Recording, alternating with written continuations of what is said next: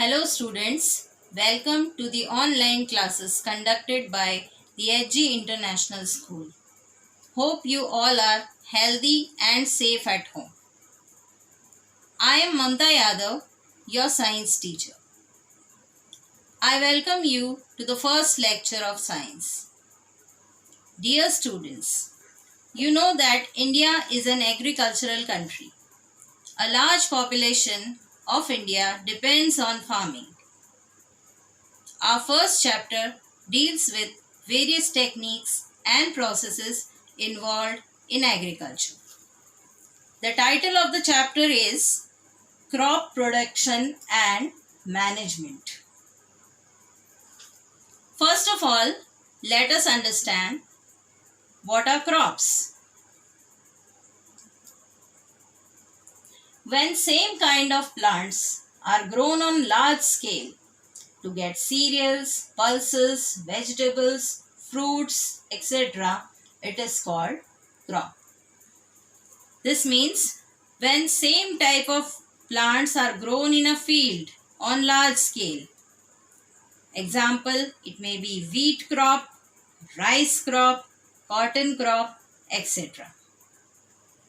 Growing of crops requires particular type of soil, climate, water requirement, etc. Based on these factors, in India, we mainly have two crop seasons, the Rabi crop and the Kharif crop. The Rabi crops are grown in winter. They are also called winter crops.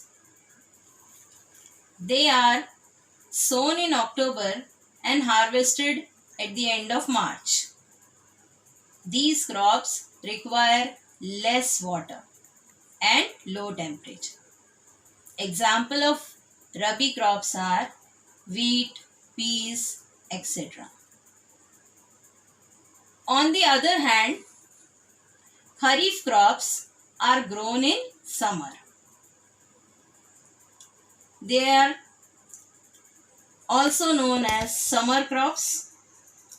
They are sown in June and harvested in September-October. These crops require a lot of water, which is provided by the monsoon season in India. Examples of Kharif crops are rice, maize, etc.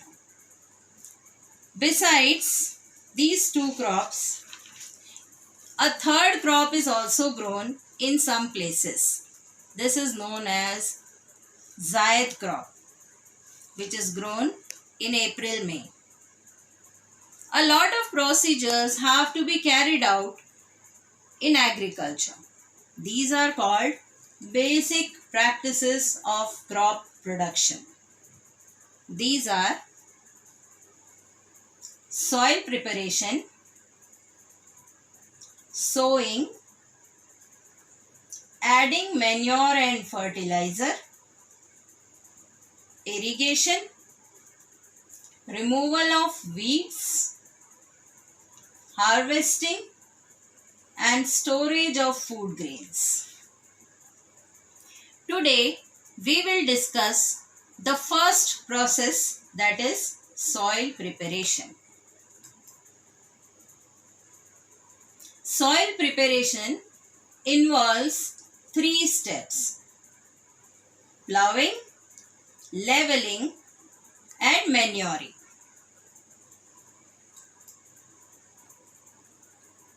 In the picture you can see ancient method of plowing using animals and the modern method of plowing, that is using a cultivator, a tractor.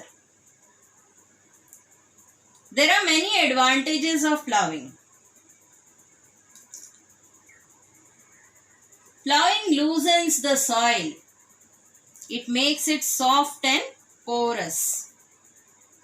It breaks the lumps of the soil so that roots can penetrate easily. Loosened soil holds a lot of air, which helps the roots to breathe easily. Also, in loosened soil, water is absorbed very efficiently.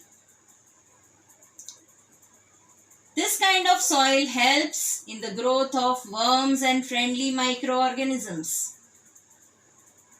Plowing also uproots the weeds. Weeds are unwanted plants.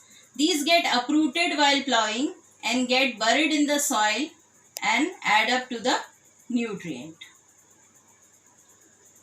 Plowing also brings up the nutrient-rich soil.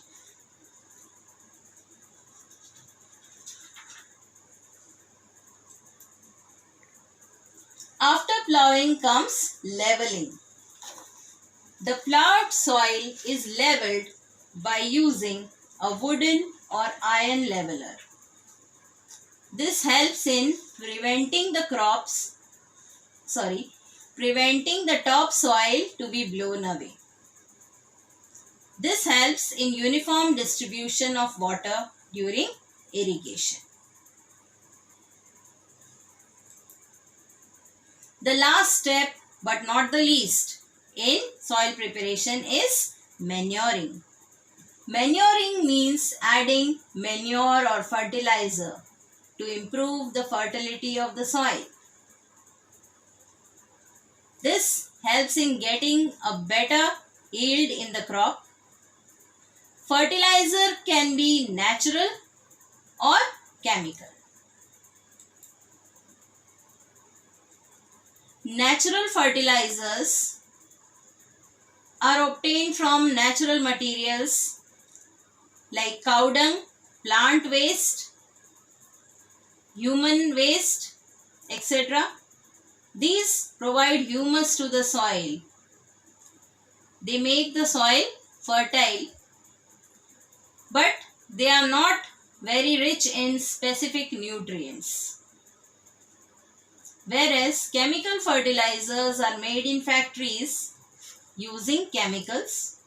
These may prove to be harmful also and do not add to the humus content of the soil, but they provide specific nutrients.